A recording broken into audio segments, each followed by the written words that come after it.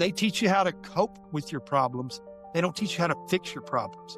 They don't teach you how to heal. Just about anything made in a lab is poison. I was 21 years old, moving about $10,000 worth a week. That's 94.9% pure P2P. The stuff on Breaking Bad was, 96%? And people started coming over. Someone called me the devil. Someone called me God because that stuff was so powerful. And so I started preaching to people. Everybody come over. You're not going to call me the devil. Even though I wasn't doing right, man, I started preaching to them. Yeah.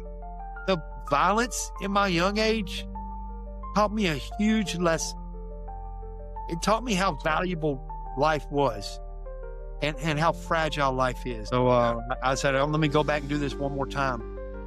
And let me tell you about that one more time, man. That one more time is what gets you every That's time. when you get caught. That's the one that got you. But I hated the world then, man. Your purpose is to help others through your worst problems that you've had in life. The concrete brain that I prayed for God my whole life, it's removed. It's gone.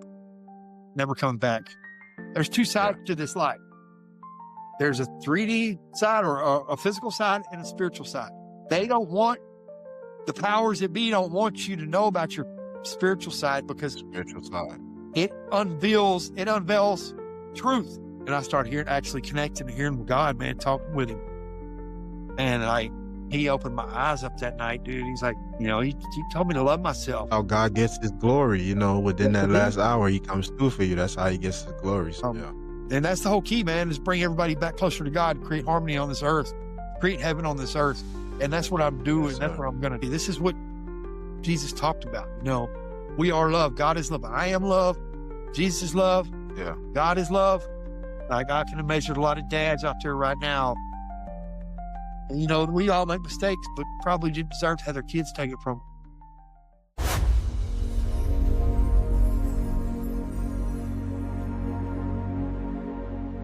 Welcome to another episode of the Words of Encouragement podcast. I'm your host, Mr. Made Different. Today I got a special guest with me that I'll be interviewing. But before I get to that, please remember to like, subscribe, and share and comment on the video, man. We need your engagement to grow this channel. So please comment and like and share it to somebody that you care about. So today's guest is a man who's rebuilt himself from the inside out. Not through shortcuts, not through hype, but through real inner work and real self-love. He's the founder of Supreme Health, and his mission is simple but powerful. Help people learn to love life so deeply that love literally radiates from their body. He has lived the questions most people are afraid to ask. Where does self-love begin? How do you heal from the inside? What does it mean to take care of your body and your spirit at the same time? He spent years searching for answers, and now he teaches what he found. Self-love starts with what you feel, with what you feed yourself, mentally, emotionally, spiritually, and physically. Through his work, he guides people into healing, peace, and a healthier relationship with themselves. And the man speaks from experience, not theory. His life is the testimony. Please help me welcome my guest today, Jason Weatherford. Man, Jason, how you doing, man? Great. How you doing, Frankie? I'm doing good. I'm blessed, man. So tell the people a little bit about yourself, where you're from, your upbringing. All right. So I was born in Beaumont, Texas, 1978. At 10 months old, I was taken from my mother. And then by 6 years old, my grandparents took me and my brothers away from the city up to the country. We moved up on Lake Sam Rayburn for about 7 years. We were going through the woods hunting 410s at 7, 8, 9 years old. It was okay. It was different. We were 30 miles from the nearest school, nearest town, but it was a lot. I was a great kid, man. The teacher would have to tell me to quit putting my hand up in class to let other kids answer questions. And then around 11 years old, I was very bright, man. Around 11 years old, my grandparents or somebody gave my grandparents 2 bottles of red and white fluoride to bring home to give to me, and told me to use it every day. So within a year to a year and a half after that, I went from the top student in my class pretty much to 30s and 40s in grades, literally getting my backside beat, being called stupid, retarded, any name you could think of pretty much, because it was my fault that I fell off like that. It was very difficult. My grandparents did the best they could with what they had, though. They were very good people. After that, 7th grade, I think, my dad came up to my grandparents and they wanted me to move down back to the city with him. And they knew that it was a bad thing. They knew it wouldn't have been good for me. And it made my life very difficult, having my grandparents on one side crying and my dad on the other side. And they're both offering me gifts to stay with them, but I decided to go on back to the city. I'd already been messing around with alcohol and stuff a little bit. But when I got down to the city, it wasn't long before, I'm not going to say how people close to me, but people were giving me acid, hypnols. This is 15 years old. Marijuana, alcohol. Within a year of that, probably 16, I was getting taking ecstasy a lot, man. I was very damaged. Listen, you don't always need answers. Sometimes you just need to be held up in prayer. This is a space for people who are doing the best even when it feels unseen.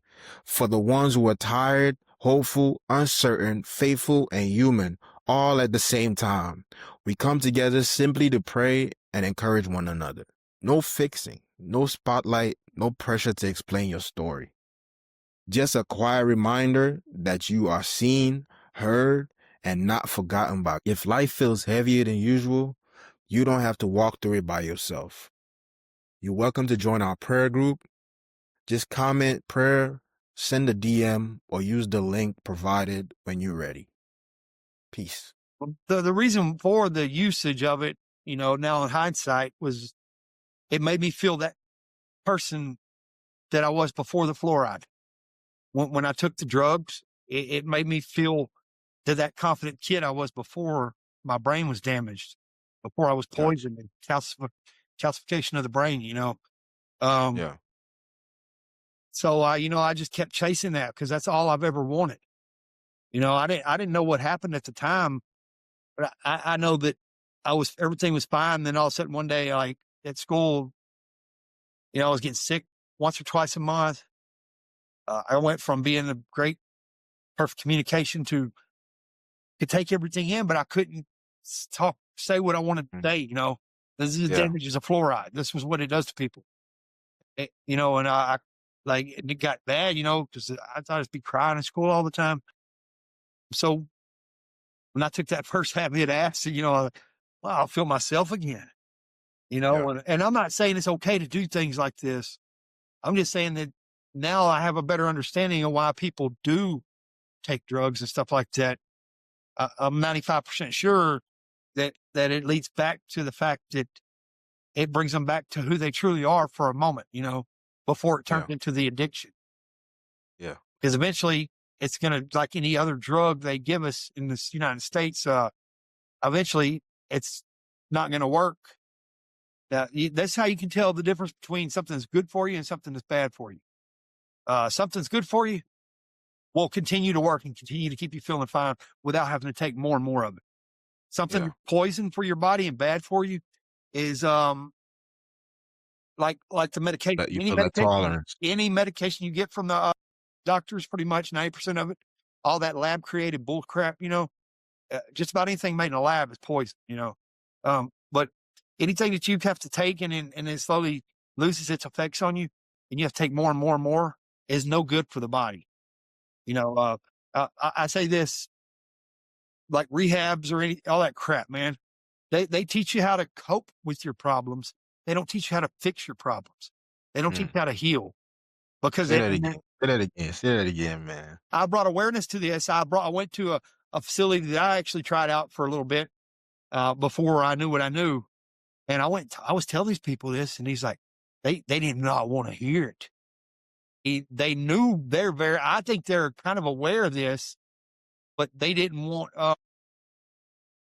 that's their job. So you care about you know what? I've had to start over 100 times. You care about your job more than you care about a human, a person. You know what? I've had to start over 1,000 times. You doctors and nurses and rehabilitation people can start over too. That's the way I look at it. You know, it's all, life needs to have more importance to people. Anyway, so that was my teenage years. Some of it was a lot of drinking and drugging and fighting all the time. I mean, we got to a point where one time, me and this dude that I thought was a real good friend of mine, and he ended up putting knives in my back pretty much. We got to where we couldn't even go. We wouldn't even get invited to parties, man. We go to these parties. As soon as we walk in the door, everybody would take off. We were fighting all the time. It was just a coping method, being unhappy with yourself. Yeah. So around 17, I was hot, heavy off on the drinking and doing things I shouldn't. These people had problems with my friend that I was there with, and they ended up busting all the windows out of my vehicle. And right before my dad left, he said, they have your big vehicle, it's your ass. You can beat my ass when I got back. So I went and got a 9mm, and my brother grabbed it. So I went back on a 22, an old German 22 pistol with a 16-shot clip. And I went by the apartment complex, and I remember Coolio Shadow of Death came on. It was blasting glass all in my 15s in the back of my Bronco. They came running out of the apartments, and I unloaded pretty much 16 shots at them. Thank God, by the grace of God, I didn't hit nobody, and I'm friends with those people today still. But that got my first charge, put me in jail at 17 years old. And then, let's see, about a year later, I revoked my probation, and I got 2 more aggravated assaults with a deadly weapon.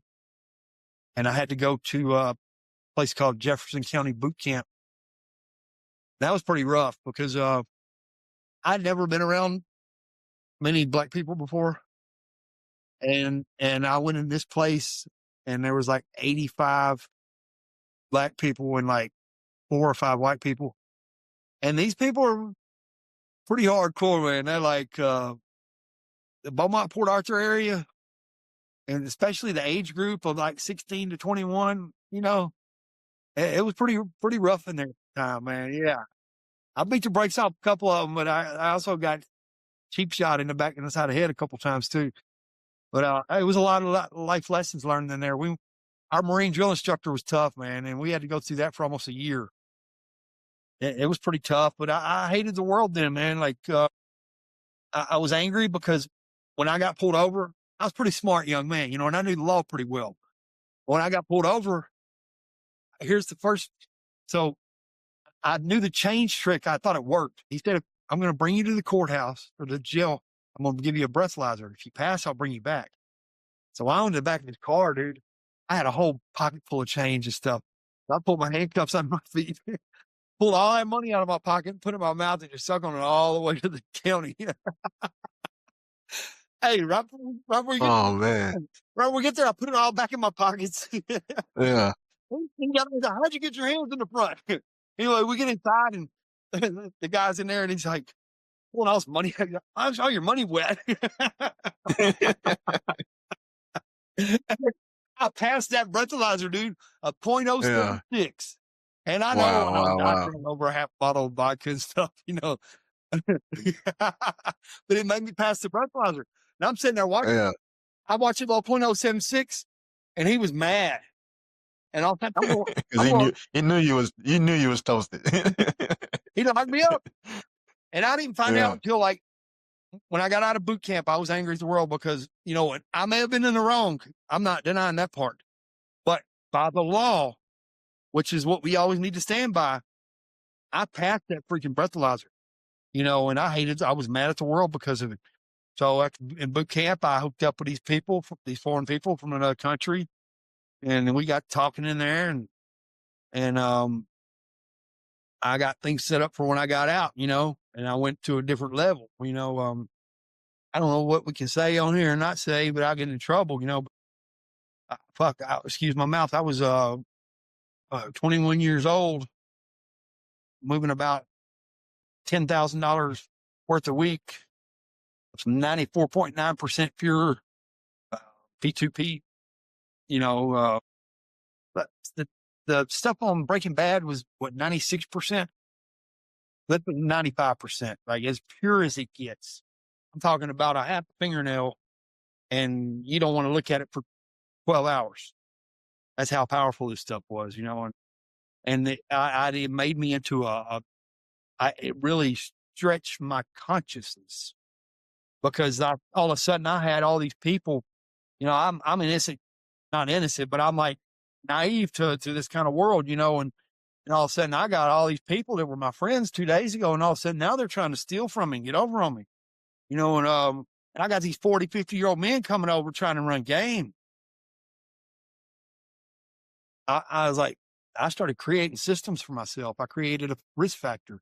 Any move I made counted I knocked as many 1 through 10 off that list as possible before I made a move for my own safety. And then it got so bad to the point where anybody came over to my house, I would get over there and I'd have a 15-minute conversation with them before I would even deal with them, because I had to get in their heart. I had to get on their level. So I learned to get people's psychology at 21 years old. And you know what I learned very quick, that if you get someone in their emotions, they can't lie to you. Because you know what I'm saying? They're so I would get these people and I'd get them in their heart real quick. And I don't know, there's a lot of life lessons I learned back then. I'm not saying I was right about anything, but it taught me a lot about people and how to deal with people. I always treated people good, no matter what. I showed them love, man. And people started coming over. Someone called me the devil. Someone called me God, because that stuff was so powerful. And so I started preaching to people. Everybody come over. You're not going to call me the devil. Even though I wasn't doing right, man, I started preaching to them. Yeah. So I messed around with that for about 3 years. A lot of crazy situations. And I quit. I was going to be done with it. And, my first kid's mother called me up wanting money for child support. And it was Bush was president, I believe, at the time. And like, I was a felon already for aggravated assault.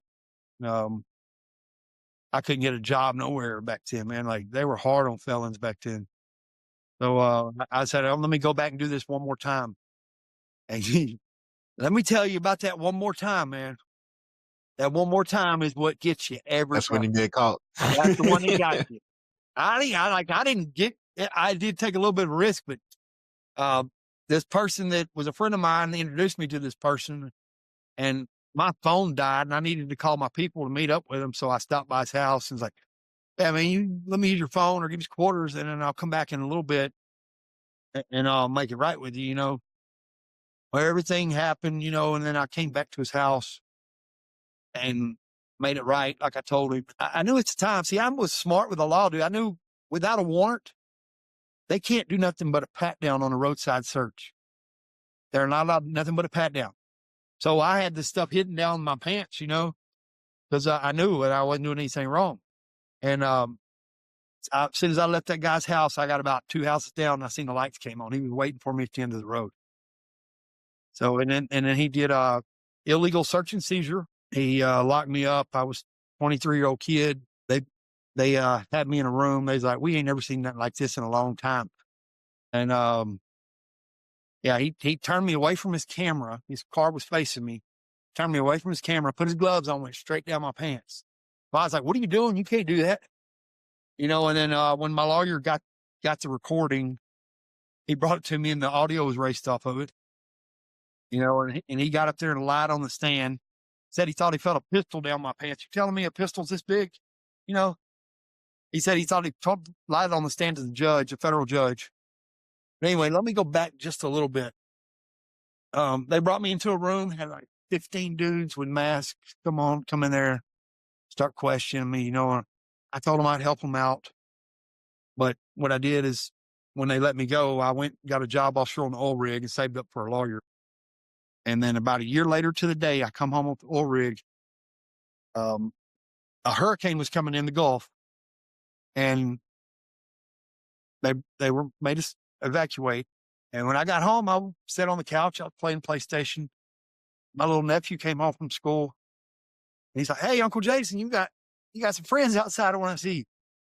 Okay, so I would expect, and I walked to the door, and there's 4 U.S. Marshals and a Groves Police Department. Wow. Yeah, it was wild, man. So, yeah, I got sent to, since I wouldn't tell anybody, they sent me to the federal penitentiary for 5.5 years. At the time, it was the largest gang unit in the United States. And let me tell you, man, I met some of the best people that I'm still friends with today that I've ever met in my life in there. And as a matter of fact, one of them passed away, I think it was yesterday or something. God rest his soul, Denver, and he was a good person. Yeah. But Oh, you lost, man. yeah. So I got out of there in, like 2010, and I went in the halfway house. I got myself in immaculate shape before I got out.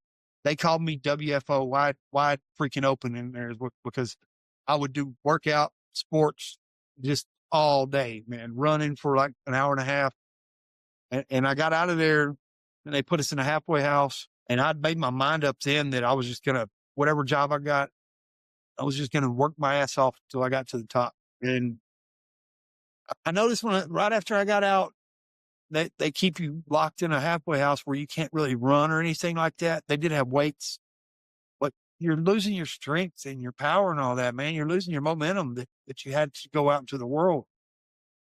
But anyway, I met my kid's mother right after that. I was slipping up every once in a while, but not a whole lot. I was working my ass off. Slipping up with what? What you mean slipping up?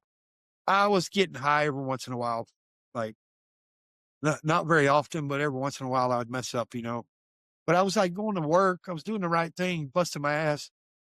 And I got, my back started hurting from killing myself for these refineries. So I started getting pain pills and then taking testosterone and just stuff that I thought was right that would help me, and it worked. I worked my way to the top, man. I worked my way to be a supervisor within a year and a half. And I just kept killing myself. And no matter how much I killed myself, they wouldn't let me get out of the field, And eventually it got to where my blood pressure was out of this world, through the roof, hypertension. My back and my body would just spasm all the time. I chose a hard profession, building scaffolds, and it got really bad, man. And then I ended up getting burned really bad. So we moved from Texas to California, and the pain pill usage, the addiction, which is one of the most difficult things anybody will ever have to get off of, is the pain pills garbage, man. Let me tell you, they're trash. They're only a Band-Aid, cover up problems caused from having bad health. And bad health is caused from the used to be powers that be poisoning us through our food and water. We'll get to that here in a little bit. So I just knew something was wrong. I kept I'm doing what I'm supposed to do, and my body's still breaking down, and I'm not getting ahead in life. Something's not right. I'm killing myself, and I should be getting ahead in life. They program us to go to this Masonic. You might want to erase that part out, or we might get cut off. To the powers that be way of life. The way they want us to be slaves, pretty much. Work our lives away and not have any life for our families. I tried that multiple times, man. I tried okay, so I'm supposed to get this job and work my way to the top and have a good life, right? Why is the good life part never coming? Listen, you don't always need answers. Sometimes you just need to be held up in prayer. This is a space for people who are doing the best even when it feels unseen. For the ones who are tired, hopeful, uncertain, faithful, and human, all at the same time. We come together simply to pray and encourage one another. No fixing, no spotlight, no pressure to explain your story. Just a quiet reminder that you are seen, heard, and not forgotten by. If life feels heavier than usual, you don't have to walk through it by yourself. You're welcome to join our prayer group. Just comment prayer, send a DM, or use the link provided when you're ready. Peace. So I would always go back and then not only that, the brain concrete from the fluoride crap that damaged me I'd be okay for a few days and it'd come right back. So then I'm chasing that feel normal again. So, back to using again, because that's the only thing that made me feel normal. Even if a problem, like if I were to do something other than pain pills, by a day or two afterwards, I would feel brain clarity for 2 or 3 days, and then right back to the concrete brain, miserable life. And I didn't know. I begged, man. I prayed to God over and over. Show me what's wrong with me. Show me, show me. Well, me and my kid's mother ended up splitting up. And I had to go back to Texas. And I went to treatment. I got off pain pills on the way back from California. My vehicle, I had a 2010 Excursion with a V10 in it with a 6-inch lift, and the front drive shaft blew out in New Mexico. I kicked my pain pill habit in a ghost town in a hotel room in New Mexico for 3 days when I was waiting on a train. So I get back there and I get a spot in that rehab I was telling you about. And I do good. They want to put you in the mental places and get you on medication. But I've already tried this stuff before. So I tried it again and it had me feeling okay for a little while, but they had to keep upping the dose, just like everything else. And 6 months after, or a year after I got out, my kid's mother, she already said you can come back after you get clean and get a job or whatever, do right, even though she wasn't clean. So, kept trying. And then after she told me that I could come back, would never see my kids again, even after I did everything right at Thanksgiving, 2019. I went off the deep end. I said, I went way off the deep end, man. I was never showing nothing but love to people. Don't get me wrong with that, but I started abusing myself as far as getting high and running the roads and doing stupid things, And I started noticing things wasn't right. Something wasn't right around there, man. Something was not normal. All these dope houses I'd go to, people were all acting weird, man, like they were actors in a movie. It was all staged, and I didn't understand, And I started noticing, and I started voicing my opinion. And the more I did that, the more I became a problem, because I'm like 95% sure that these thick satanic groups set all of these trap houses up, these houses with cameras to pick out their next victims. Because I don't know what we're allowed to say on here or not, but these people do this stuff. They'll let people out of jail. You have two choices. Either if they don't think you're worthy of joining them, they'll pick you out and they'll get a life insurance policies out on you. Multiple group members will get life insurance policies out on you. And well, I didn't know this at the time. I just knew some weird was going on. Then all of a sudden, I started noticing crazy things happening at my house. Like this was when the MK Ultra started. I mean, this was wild. I knew nobody would believe me. They just wanted to keep calling me crazy. You're crazy. This is not happening. And I knew I was in for the fight of my life, man. So I went to God. I said, God, I said, my heart's pure. My intentions are pure. Why are you letting this happen to me? And he told me, he said, would you rather be somebody else? Because I've already experienced all of these spiritual battles that I fought these last 6 years. I'd already experienced it and fought them when I was 21 to 23, 24, well, my whole childhood pretty much. And I overcame a lot, man, like more than you could imagine with zero help. So when this started happening, I didn't know at the time why this was happening to me. It's recently come to light why that some things were supposed to be left to me. And the only way they would be able to get the things from me that were supposed to be left to me was to make me look crazy or to put me in prison or a mental institution. So these people grouped up with some secret societies to try to make this happen. And these people, the technology and the money they have is out of this world. And they made sure I didn't have a job. They made sure that I had nobody around. I mean, everybody got on the payroll. I ended up getting a second phone. No, actually, I did this with my own. The only phone thing I had was a cell phone, man. So I'm in my bedroom, and literally my bed just starts lifting up off the ground.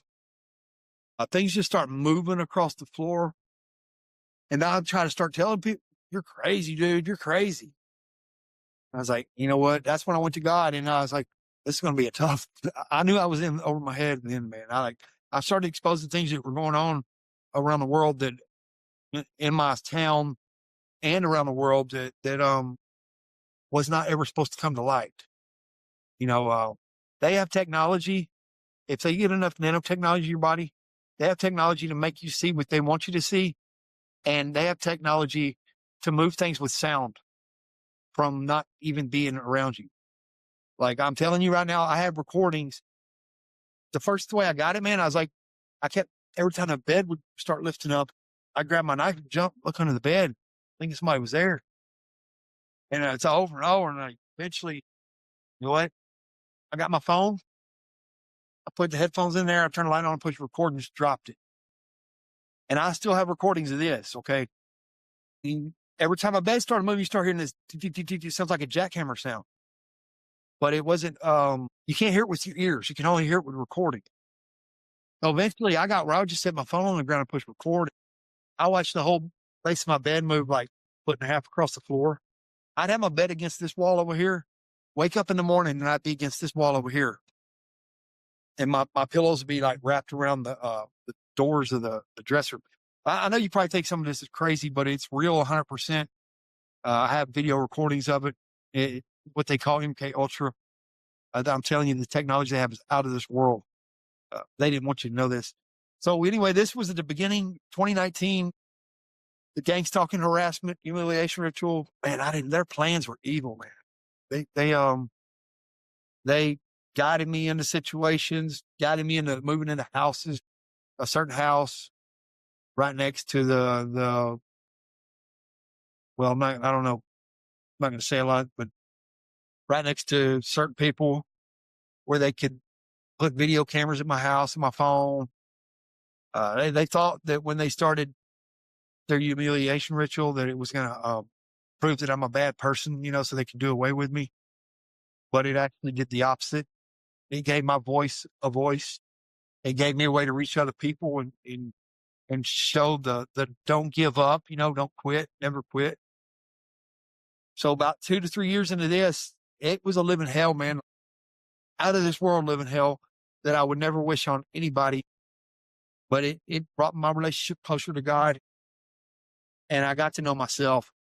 These people were pushing things on me, trying to give me things that I shouldn't be taking. You know what I mean? Like things that they knew that I had a problem with them before.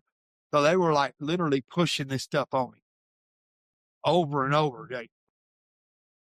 And I started catching on, things were going on bad, man. Things happened. My cats died. A couple weeks after my cats died, I got really, really sick, real sick for about a month and a half. Like couldn't go 2 minutes without running to the bathroom sick right after my cats died of the same way, pretty much. And then one night, dude, And they was trying to poison you? yeah, my cat, 3 of them, they started like the same color poop, just running color of something you put in your car, until they all died. And then there wasn't 2 to 3 weeks later. Well, I went to this person's house, man. I was like, I told him, hey, man, my cats died. They got poisoned or something. And this person said this girl's name out loud, like he was pissed off, like that poison wasn't supposed to go to my cats. And 3 weeks later, that hit me, man. And by the grace of God, I knew what my healing technique that I use is very, very powerful on the body. And that's probably what saved my life. Um, anyway, man, like these people, multiple times they try to get me, and I just wanted to learn. I just wanted to be myself, man. I healed myself around November of 2023. I started watching different doctors. Like I got fed up with the problem, man. I got fed up with the concrete brain. It wasn't worth living. Having that kind of brain, knowing who you are, knowing yourself and what you are here wasn't worth living. I started researching probably hundreds of doctors. And I finally found two of them that had a huge impact on my life, man, that actually got to the root cause of the problem.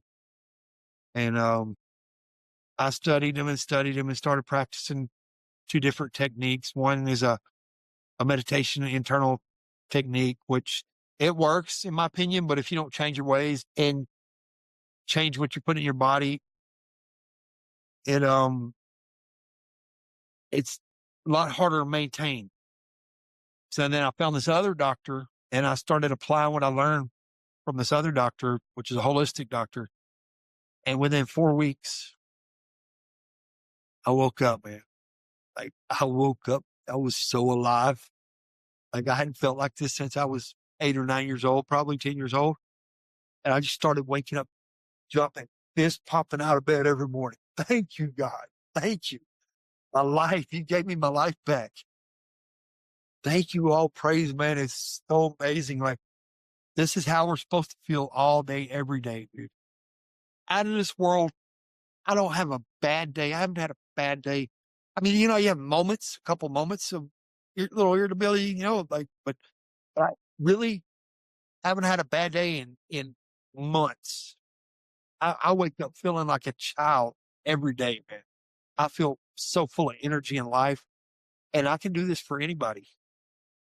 So I kept practicing, and I realized I needed to get away from that area, all those people that really went after me, man. So I sold that house in April of this year, and I went on the road. And I currently live in a cargo van driving around the country. So there's a lot about my life, man, and I've been practicing my healing technique probably steady for close to a year now, and I've done nothing but ascended. My IQs went up probably 100 points. Fountain of youth, man, I'm freaking jacked. 47 years old and feel on top of the world. Yeah. I'll probably let it go at 360 that. turnaround. There is a lot more depths and a lot more stories in there, but I'm not going to just sit here and I want the purpose is to be uplifting, not Yeah, about. no, it's a lot to unpack with that, man. Because I hear, you know, childhood was there a foundation of God in your childhood? Yes, my grandparents, but let me give you a little bit of insight. That the church, you know what I mean? It was forced on us pretty much to go, but I always knew since I was a kid. I just had this knowing that God had his hand on my shoulder. My whole life had just walked with me. And the church always rubbed me wrong for some reason. And now I have a better understanding of why, because there's more to it. They only show you the physical side of God in life. There's two sides to this life. There's a 3D side or a physical side and a spiritual side. They don't want the powers that be don't want you to know about your spiritual side because Spiritual side. it unveils truth. You have to face yourself, and once you get in your spiritual journey, you can tell when you're being lied to or bullshitted or cheated, and the powers that be, they don't want you to be able to tell that. So that's the reason for the fluoride and the chlorine and all the poisons to keep you in your 3D side. They don't want you in your physical side. They don't want you connecting with your spiritual side. And to not connect with your spiritual side is to not connect with half of yourself. The most important half of yourself, the half that connects with God. me tell you this what happened to me, man. Because God is all spirit, and we're made in His image. Hey, So, get this, brother. you know, So they tried to get me one night. One time, they brought a whole bag of shrooms over to me. And I've only tried them one time.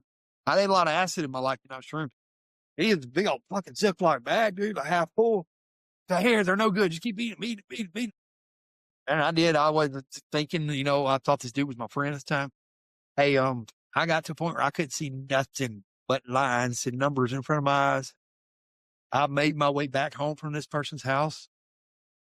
And I just start pounding watermelon stuff, tea, and, I go sit on my bed and eyes open or closed. I couldn't see nothing but lines, and I look up to the cross on my wall.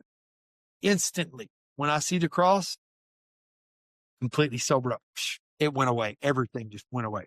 And I started hearing, actually connecting and hearing with God, man, talking with him. And he opened my eyes up that night, dude. He's like, he told me to love myself. And I got angry with myself for a second. I said, I can't believe I've been tolerating and putting up with all this crap from these people, man, intentionally trying to destroy my life. You know what? I've been through hell, man. Let me tell you, I got some gang wars in prison. I beat the brakes off some people. Boot camp wasn't no punk, I did a lot of fighting and stuff when growing up. The violence in my young age taught me a huge lesson. It taught me how valuable life was and how fragile life is, and I learned at a very young age, probably my late teenage years, that the true meaning of life is love, and to understand people and to show them love and kindness. And I'm not showing you kindness and love because I'm trying to kiss your ass. And that's what these people took it. They took my soft kindness and love as that I was trying to fit in and kiss their ass. No, I've been in bad places that would destroy you. I've done things and put things things would destroy your life, that you would not be a mental institution for the rest of your life. I don't want you to go through that. So I'm trying to guide you back in the right direction. Well, these people took it as weakness, kind of irritating. God woke me up to that night, So I go back next door for a minute right after that. And on my way home, I'm in my driveway and I already had this.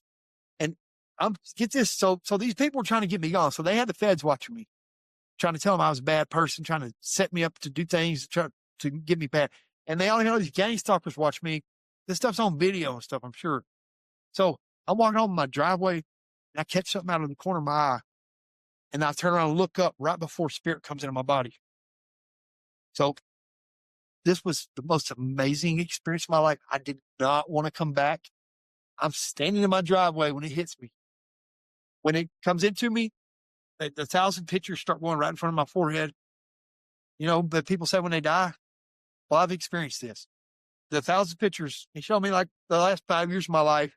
He said, you see all these people? You've helped every one of them. You showed them love and kindness, and you took some pain from each and every one of them. And then right after that, she took me out of my body straight up to the top and showed me everything in a quick glimpse, from a long ways back, time all the way up to the top of the firmament or whatever it is. And it was amazing, dude. It was the best feeling in the world.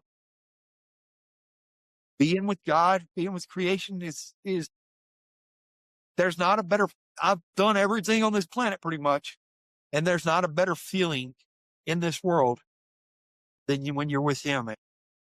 And he told me I was his son. He told me I was a king. He told me we need to quit poisoning our people, and we need to get rid of the people, the powers that be need to be taken down or whatever, get out of control. And that's exactly what's happened. It's happening right now. It was amazing, dude. So after something happened, I snapped out of it. And this was right before Thanksgiving. So 2 days later, I think the people that I'm pretty sure the FBI, people across the street that also are with the groups that were harassing me, they come over. First, the people that were next door come over with plates of food, like 3 plates of each, wanting to hug my neck, wanting to give me love, man. And then they moved out like 2 days later after that happened. Like it was pretty freaking amazing, man. Like hands down, I'm his child.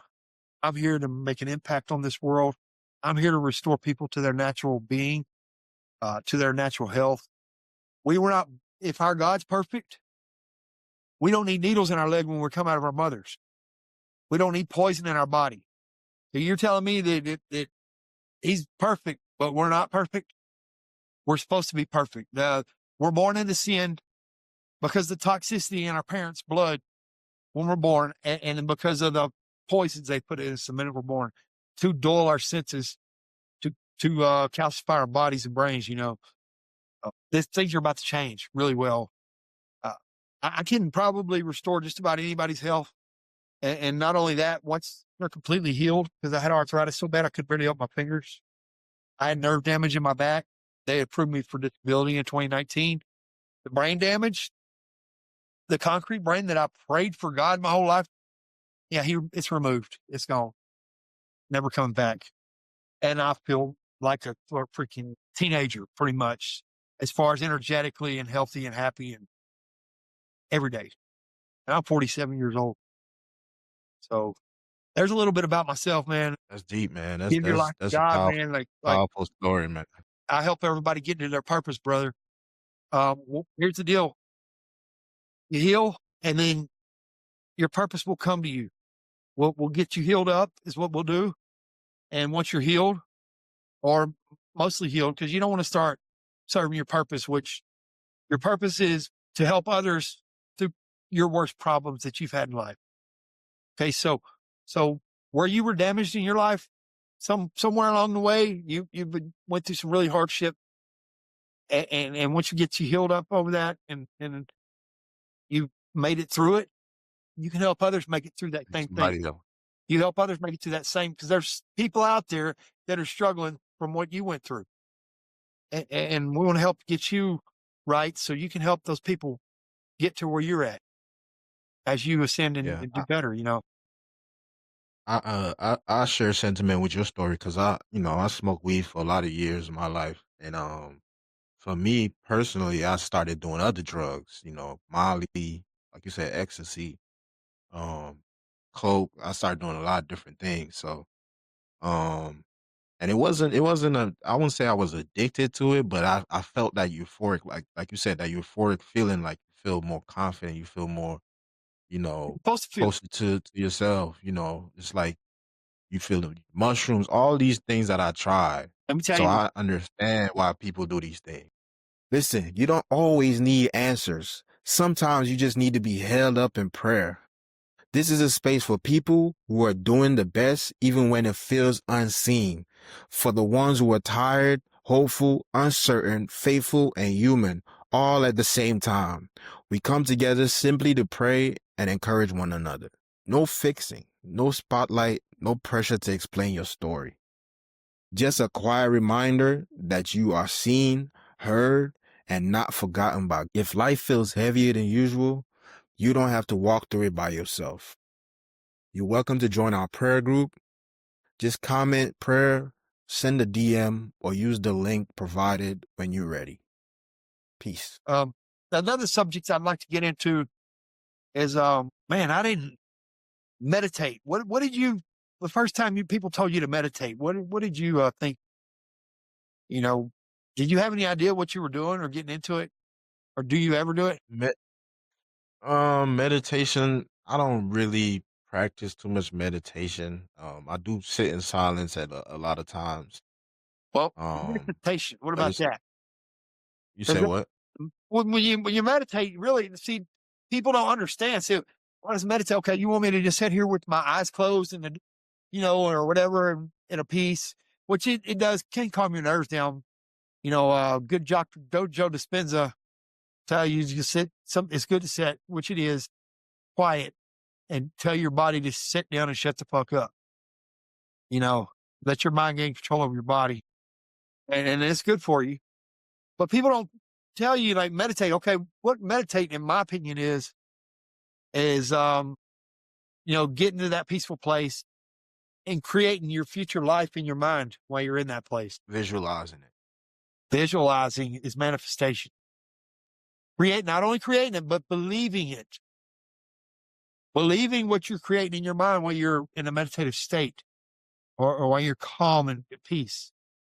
And another thing, which took me forever to learn, they always tell you, oh, you need to do this. Okay. Then they say, you need to love yourself. You need to self-love. You need to pour in what do you mean? So I've dissected this down as far as I can. That's what I believe. Yeah. What does self-love look like for you? What self-love looks like for me, and what I believe from now that I've been through the depths of hell and as far as you can go, in every direction. And I'm pretty freaking sharp mentally, self-love is pouring, healthy things into yourself, exercising. That's, to me, this is building your confidence up, healing your body, internal is self-love, your brain, your from all the toxins we put in our body our whole life.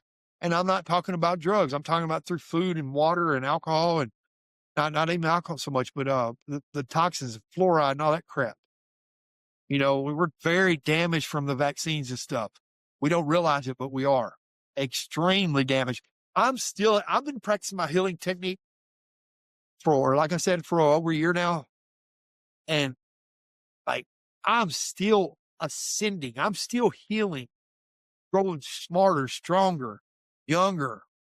I don't know if ever I'll stop realizing how freaking badass I am, to be honest with you, dude, because, and the confidence is key to life. When you have max confidence, which I can do for just about anybody, probably, you have no desire to do anything but be gentle and loving and caring to other people. There comes in to love thy neighbor as thyself. If you're not healed and you're not confident and healthy and happy, you're pouring toxicity and toxic love to other people. Yeah. Unknowingly or unintentionally, you got the right heart. You're meaning you have the right meaning, but you're not the best. You're not giving the proper love to these people. You're not showing them the best way for anything is lead by example. Okay. When you're healed, healthy, and happy, and you're loving yourself and exercising, you're going to have some haters, but you're going to have some people inspired by you wanting to do the same thing. What happens then? It's a chain reaction. Constantly, more and more people becoming better, healthier, happier, lovable, confident people. The lack of confidence destroys lives, man. It completely destroys lives. Confident, happy, helping, self-love. You just pour love into everybody you come across. And they see that, and they get inspired, and they want to do the same thing. And like I said, it's like a domino effect. The more and more, the more we can do this too, the better our world becomes. And when you live on the frequency that I live on, this love frequency that I show love to everybody I see. Can you imagine if the whole world was like this? That's how we're supposed to be. That's how God created us to be. We're supposed to be like this. And when we get enough people like this, we're going to spread this love to the world, man. And we're just all going to live in harmony. It's going to be so amazing. Because we're not black. We're not white. We're not Mexican. We're not any of that. We're human. We're the spirit inside this vessel that we're living in. Okay. We're all one. We are all one. I agree 100%, brother. I agree 100%. We don't just, okay, put me down here in a white body. Put me down here in a black body. I think it's all division, it all creates a little bit of division. How are you going to hate somebody for what body their soul's in? How are you going to hate anybody for that? It's ignorance. Racism is the utmost ignorance. I hope you put that on this freaking show, man, because it is. Racism equals ignorance. If you hate somebody because of their color, you're stuck in a mentality of a child, is what you are. You need a lot of healing. You need a lot of help. Yeah, man. Thank you for letting me share, man. I've been needing this. I've been wanting to do this myself, but what's fun talking to yourself? You know what I mean? To me, it's not fun. Nah, I got you, man. I'm glad to have you here, brother. Yeah, man. I'm sharing a lot of knowledge with you and others. Yeah, if someone feels empty right now, what's the first step towards wholeness they should take, in your opinion? If someone feels empty right now, the first step toward wholeness, think back. Okay. This is brilliant. The most brilliant advice. I come up with this, and I'm not bragging. Okay. This took me, this is what saved me in my hardest times. Okay. And I'm going to tell you, like, people need to hear this. Think back to when you were your best self. I don't care if it was in high school. I don't care if when you were a kid. I don't care what age it was, to when you were your best self. Okay. Think what it took to get to that. Start taking steps that you took back then to get to that person. Even if it was in school, you had to run track or a little bit of exercise in school, and you felt your best. Remember what it took to get to that best version of yourself. I want you to remember that, and I want you to start taking steps. And you don't have to do exactly and go as hard as you did back then because you were young. Just take small steps. So if it was running, go to the block, jog 30 yards, stop, walk for 30 feet, 30 yards, jog 30 more yards, and stop and walk for 30 yards. Just to start building yourself back up. You don't have to you try to keep running them first few times, you're going to break your confidence, oh, that's too much, too tired, If you go out there and you run 30 yards and you walk 30 yards, it's all a mind game. Everything is a mind game. Trick yourself. Now, I would say this. I would say this. Some people who do think that their best self was when they were in the clubs, drinking, smoking, and popping all types of pills and stuff. So people have They need people to be honest with that themselves. think that's the best version of themselves. No, Was when they were doing the best that. version of yourself is what they did to make themselves have that much confidence for when they got to the club, not in drugs, because most people were in pretty good health and stuff. If they're going out there feeling, you know what I'm saying? They're all confident, got the girls looking at them and stuff, more than likely they were doing something or were in a better state of mind in life before they went to the club, and you got to pour into yourself. Like I said, self-love, pour into yourself, start putting the proper things, delayed gratification, instant gratification. You want instant gratification? Go take poison, put testosterone in your body and all that shit. You want delayed gratification? Another version of instant gratification. Sugar, sweet food, quick, fast food, junk food, but it tastes good and it's quick. Or delayed gratification. Stuff that might not taste good, but it's going to make you feel better or great for days or weeks at a time. I've had to offer my tea to people that I got that instantly, as soon as it hits your body, it charges your cells up. They start racing through your body, healing everything. And you instantly almost feel high off of it, but it's a good high. It's a high you never felt before because you've never had your cells charged before properly since you were a baby. I mean, the human body is like a battery, okay? Best you can explain it. We're like a cell phone. It's the way you can compare it to anybody, okay? When you first get it, that battery's fucking charged, right? Works good. Yeah. But eventually, a year or two later down the road, that charger starts wearing out. Maybe get a little dirt in there. Or you put the wrong charge. Well, actually, that's exactly what it is. We're a cell phone born without a charger. So we go through life trying to find these old chargers from our old phones, plugging us in. And they'll charge it real slow, but it'll get overheated and hot. And it ain't working. That's how life is, okay? We're putting all this junk food in us. And it's my face feel better for a few minutes, but it's just dragging us down, really. It's like putting a virus in us, okay? I found the proper charger for the human body to charge it back up to 100% real fast and to make it work good. So, and another thing is they give us that fluoride to our cell phone. Our pineal gland is connect our antenna to God. That's our antenna to the Most High. Well, that's what them vaccines and all that fluoride crap does. Calcify it up, keep you connected to God, your spirit side. Well, I found a way to, once you charge that battery up, you put the proper things in your body, it'll clear that antenna open and you'll gain a very good connection with our Creator again. And that's what life's about, is to put people back. I know a pyramid scheme thing I kind of drew up one time is we're born here at the top in heaven. We're born right here. We're close to God still. Okay. And then they hit us with them vaccines and we drop down here. to below the bottom of the pyramid down into living hell pretty much. Or we got our gatekeepers, these secret society. They want to keep you down there so they can get rich off your sickness, you know. And I found a way. I navigated through that crap. And then you got the gatekeepers. That's the MK Ultra and all that crap I went through. That's to keep me down there. They knew my calling. They knew what I brought to the table to bring the life back into the people to help heal you and everybody else. And that's why they targeted me. One reason I believe really bad, because they were going to lose control. You know, you heal the people, they have no control over you anymore. They keep you weak and sick. You're not going to fight back. So, you know, once you heal, you go back up that ladder, back up the other side of the pyramid, back closer to heaven to God. Yeah, I look at the cross. Here's your cross.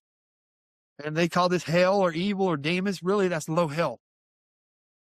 And then when you get your health back up here, you're ascending back up to God, you know, where Jesus is. You know, where the cross where they hung, you know, the higher the level. I use it as a health meter, you know. So when you're in a living hell when you're down here. You know, the people upside down cross, you're in a living hell down here, okay? Literally. Demons, you're probably full of parasite, nanotechnology. When you flush all that crap out of your system and you heal your body properly, you ascend back up to the top, and you become as close as you can be to the Creator when you're on this planet. And that's where I believe I am, and I've lived, especially since 2023. You know, I've always been close to God. I've always had a real good relationship with the Creator, but like now I'm a walking resemblance. I'm literally, I'm not trying to say I'm better than anybody or anything like that, but I'm a walking resemblance of our Creator. I show love to everybody, man. Like my life is unconditional love. And I walk into a room instantly. My vibration, my energy I carry, people literally hide just from being around me now. And I can do this for anybody. I can, you know, you will have a few haters here and there. But that's how we're supposed to be. This is what Jesus talked about. You know, we are love. God is love. I am love. Jesus is love. Yeah. God is love. What they meant is there's a frequency you get on. And when you get on that frequency, you're walking unconditional love. And then falls in the part of love thy neighbor as thyself.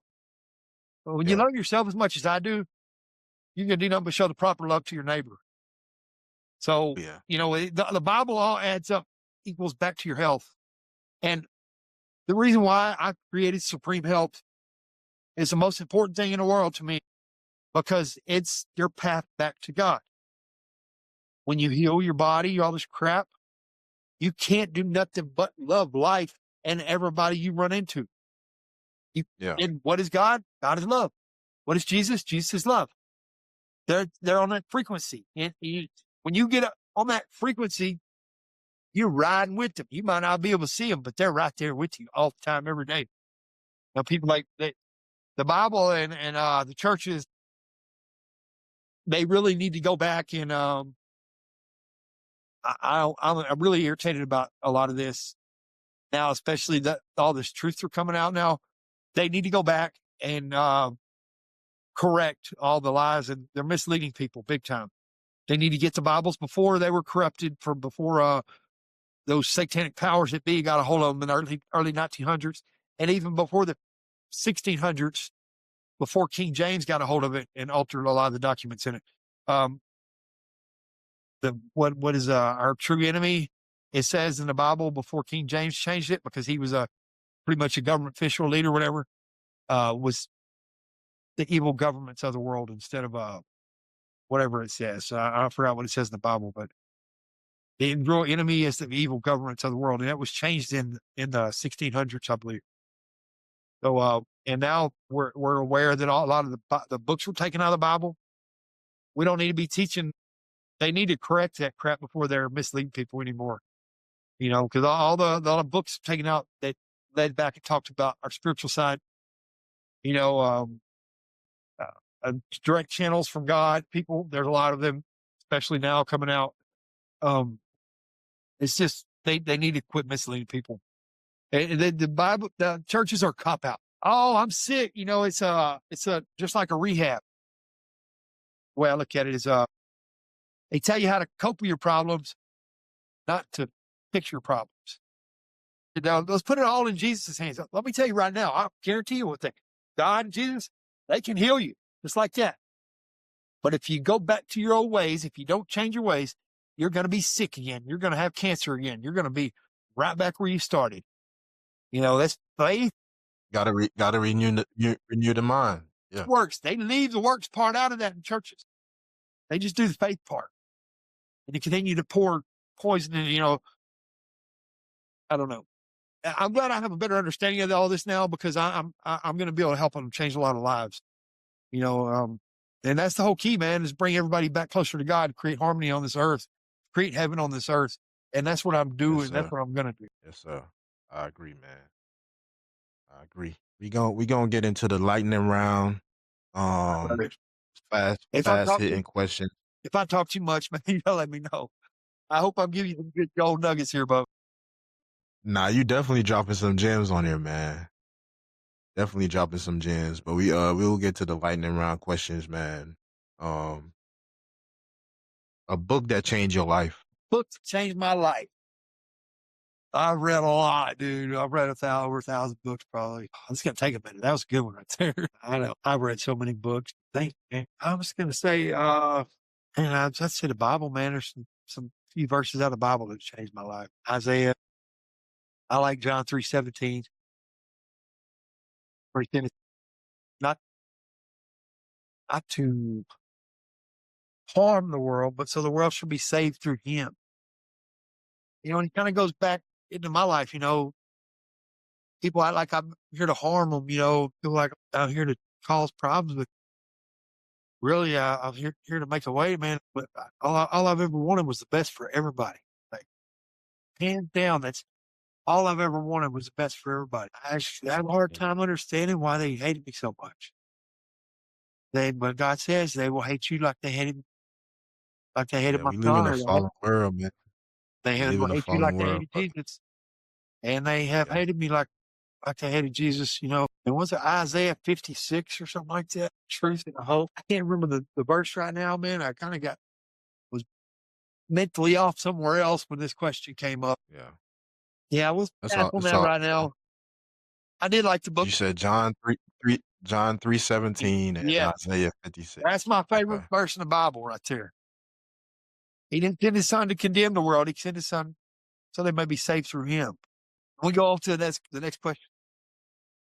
What's the daily non-negotiable? Something you got to do every day. Man, that's my morning routine. If I don't do my morning routine, put the proper things in my body, get the proper things out of my body, my day will be not as good as it should be. Like my morning routine is gold. It is gold. It is gold. I would suggest any and everybody get on my morning routine. It makes your day amazing. A little bit of fruit, a couple glasses of my hot tea, a little bit of supplements, a couple supplements, a little bit of exercise. And you stay on that high all day. All day. Yeah. It's out of this world. All right, next question. Lie you had to unlearn. Oh, boy. Everything. Everything. I had to unlearn what was good for me, health-wise. Yeah. Had the brainwashing is the hardest part, man. And we are brainwashed since birth. Our parents were brainwashed since birth. Our grandparents were brainwashed since birth. And that's hard because accepting the fact that we've been poisoned and brainwashed since birth was the hardest thing on my journey. I pretty much stayed in my bed for 3 weeks. Didn't work. Then I think I lost a vehicle because I had to accept the fact that these people wouldn't have done all this evil stuff to me if they hadn't been poisoned and brainwashed since birth. The church is the brainwashing of the church. You're going to think like us or you're evil. It's one of the worst brainwashes in our world. the church misleads people. The old buildings, I believe, in the old world, we're not to go up there and worship God. Our temple is right here. This is where we connect with our Creator. Our Creator is in our consciousness right here. The old temples were meant for healing centers. So they got they brought energy in and out of the skies and stuff, I believe. The bells and stuff. I believe the old churches were actually healing centers, not meant to go worship God. I think Jesus said somewhere, like, don't worship me, be like me. And I started being like God or Jesus when I was about 18, 19 years old. I know I'm not saying I didn't misstep a lot along the way, but I started treating people like he did, with love and kindness. But I didn't love myself then. I didn't have boundaries. Another one right there. Boundaries. Hey, boundaries is a very, very, that needs to be talked about and explained too. Do you know anything about boundaries? Yeah, I know something about boundaries. I keep them. Boundaries I are keep tough, them, brother. man. I got to. Boundaries I are got tough, to man. keep They're them, like, man. You gotta set boundaries in order to protect your peace, protect your own protect self. your energy. 'Cause- And if you Yeah, go because the somewhere, world is gonna drain you. yep, if you go somewhere and you're like, all of a sudden you're feeling tired really fast, get out of there. It's not good for you. Your body, once you get to know yourself and your body and you go places, you can tell when you need to get away from there on people or whoever. Like, I'm better. I'm like built myself up so much now that my boundary is me. I am my boundary now. Um, nothing can really affect me hardly at all anymore, ever. But before I needed, I had to learn boundaries big time. But people don't tell you what that is or how to do it. That's something that should be taught in school. Boundaries should be taught in school. Self-love should be taught in school. What was the other one earlier we were talking about? There was one more. Pouring into yourself, Uh, I have no doubt in my mind if you start training people and kids at a young age to my healing technique, that it will change the world in no time. The the adults, a lot of men, I feel bad for some of them because I've been through a lot, man. I've experienced, had to accept, learn and relearn things over and over. I kind of feel bad for the older people, man, because I can imagine how hard it would be for them to accept it, that they've been lied to and brainwashed their whole lives. Can you imagine how hard that would be to accept it? The whole life. I was angry, man. When I had to accept, I was mad. I wanted to be mad at people that abused me and treated me like crap my whole life, but then I couldn't. I wanted to be angry, but I knew who I was mad at. The people would be, man, the idiots that had been poisoning us our whole lives and brainwashing us, but they Yeah. still don't give people excuse to mistreat you and treat you bad. Yes, sir. Poison or not, love yourself. If somebody's not treating you right, cut them off until if they want to get right, be around your life again, they will get themselves right. Yeah. No, I got that. Got you. Anyway, What's your current season teaching you? what did my current season teach me? To slow down and have patience. Um, I'm always on a go, go, go, go, go because I feel better when I have money coming in and stuff. But my current season is teaching me to enjoy what I have when I have it, and take my downtime as a time to pour into myself and my business. I haven't That's my way is I'm in a similar season myself with that one, man. yeah. Patience. My way is not his way. I want to do things the way which I know my way would work too, but apparently he don't Yeah. want it that way, because I know if I could, a little wad of money up real quick, make 2, 3 jobs in a row, that I could Yeah. comfortably pour into myself. But he's teaching me to trust in him, trust in his timing. He will provide. He's really taught me this lesson hard. I've been hard-headed about it for a long time. He's taught me this lesson hard. Trust in him. He will provide when I need it. So right as I'm about to run out of money every time, provide another job right then and there. Every time. It never fails. Week after week after week. He'll give me what he wants me to stop, slow down, focus on my future and what's important in life, his purpose for me. So I have to slow down. Slow down. I'm like, gosh, give me like 2, 3 jobs in a row real quick. I can wad that money up my pocket. Then I can go chill somewhere. He lets me do one job, and then he makes me sit there for a couple of days afterwards or whatever, and to handle my purpose for him for my life. You know, he wants me to focus on that. Yeah. Yeah, I could Hey, feel that. let me give some advice to everybody out there. Look back at your life, and every time you thought, freaked out about, oh no, I'm about to lose this or that, or everything in life's about to lose. How many times have you actually done that? Or how many times did a solution come right at the last minute? Think about it. Because I know you've experienced this too, probably hundreds of times. No. Something bad, really bad comes up, and you're like, oh no, freak out. Then right at the last minute, a solution. Boom. They thank you. They thank you. And realize that and store that in your brain. So the next time that situation occurs, just, I know you got me. That's how God gets his glory, you know, within that last hour he comes through for you. That's how he gets his glory. So Yes, indeed. Thank you, man. I appreciate you having me on here today. yeah. I got one more lightning round question. The last time you cried and why? Last time I cried, Yeah. And why? my last tears have always been tears of gratitude and joy, man. A couple days ago, I just like, these knowings just come into me. These knowings that I'm about to have the life I desire. Like occasionally they just come into me, and I'll get a couple messages, 2, 3 messages on TikTok or something to confirm it. Like it's back to back to back. My whole life, let me tell you, my whole life is a synchronicity. Everything now, like once you heal where I'm at, everything in your life, you start thinking it and it appears. Like, never seen a car parts store in a Planet Fitness parking lot and a Total Wireless store.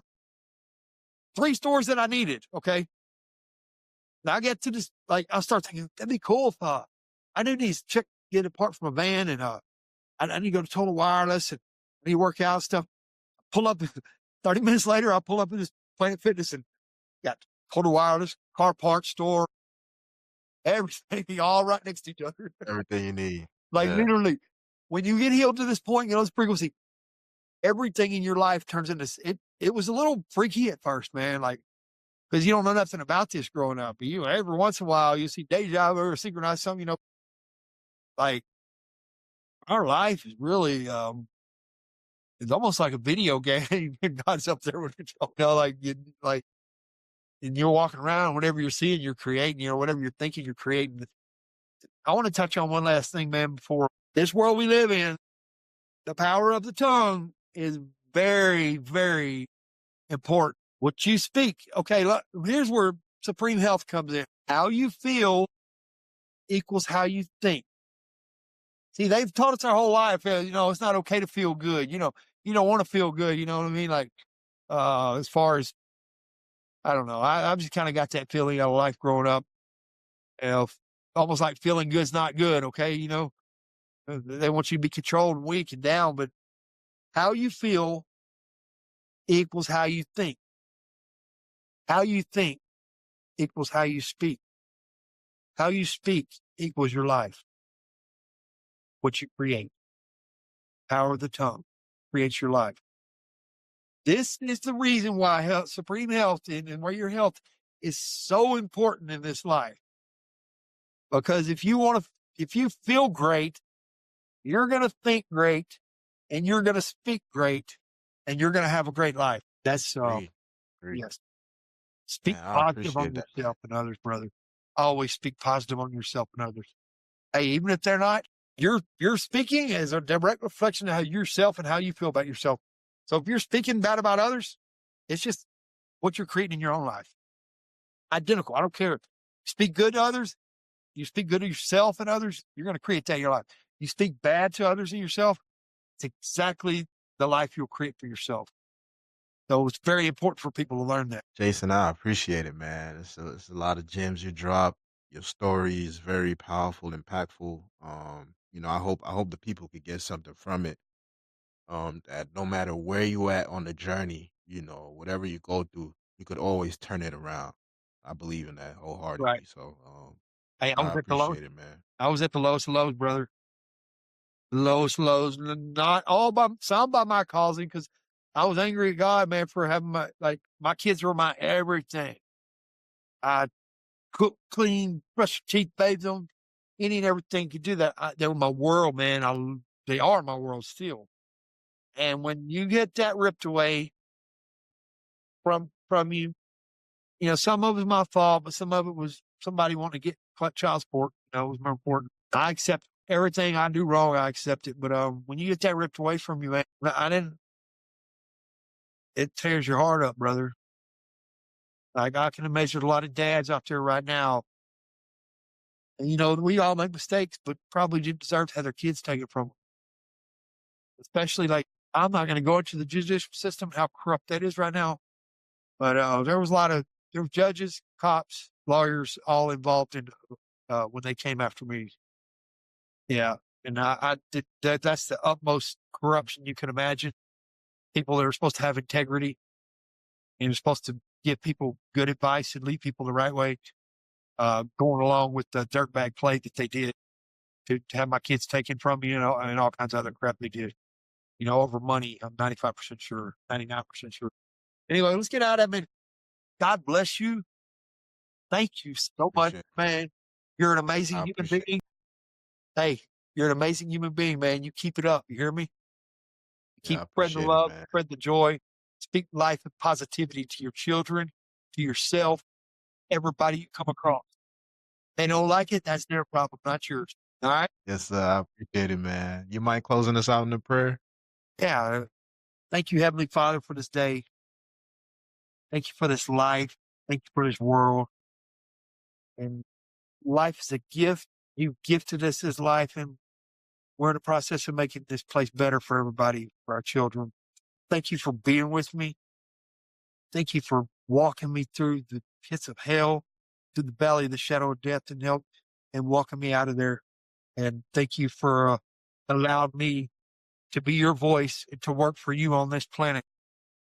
And thank you for Frankie. Thank you for all the people out there that are pushing love and light and helping wake people up to reality and bring people back closer to you, because that's the whole purpose of life, God, is to be living on this planet and being as close to you at the same time as possible. Forgive us for our sins. Forgive us to the wrong we've done, and help us learn from our mistakes and become better people, God. Thank you. Amen. Listen, you don't always need answers. Sometimes you just need to be held up in prayer. This is a space for people who are doing the best even when it feels unseen. For the ones who are tired, hopeful, uncertain, faithful, and human, all at the same time. We come together simply to pray and encourage one another. No fixing, no spotlight, no pressure to explain your story. Just a quiet reminder that you are seen, heard, and not forgotten by. If life feels heavier than usual, you don't have to walk through it by yourself. You're welcome to join our prayer group. Just comment prayer, send a DM, or use the link provided when you're ready. Peace. Yes, man. Amen. Jason, appreciate it, man. Tell the people where to find you, brother. Jason Weatherford on Facebook, jdweatherford.com, Instagram, TikTok. You guys come find me there. Keep being your best self, man. That's it. Keep being your best self. The world needs it, man. Keep spreading that love. All right, brother. Like I And said, this is another episode. go ahead. Follow my guy here at jdweatherford.com. Tap in with him. He got some good stuff coming up, man. Yeah. Peace, love. Listen, you don't always need answers. Sometimes you just need to be held up in prayer. This is a space for people who are doing the best even when it feels unseen. For the ones who are tired, hopeful, uncertain, faithful, and human, all at the same time. We come together simply to pray and encourage one another. No fixing, no spotlight, no pressure to explain your story. Just a quiet reminder that you are seen, heard, and not forgotten by. If life feels heavier than usual, you don't have to walk through it by yourself. You're welcome to join our prayer group. Just comment prayer, send a DM, or use the link provided when you're ready. Peace. Thank you for watching the Words of Encouragement podcast. You can find us on Apple Podcast, Spotify, and YouTube.